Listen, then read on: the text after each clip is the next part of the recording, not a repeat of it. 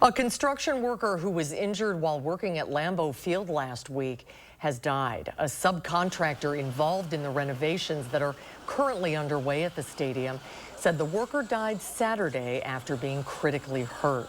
The Green Bay Fire Department says the worker got trapped while working at Lambeau. Details about how that happened have not been released. First responders removed him and took him to a hospital. According to the employer, the worker was a second-generation employee and worked alongside his father and brother.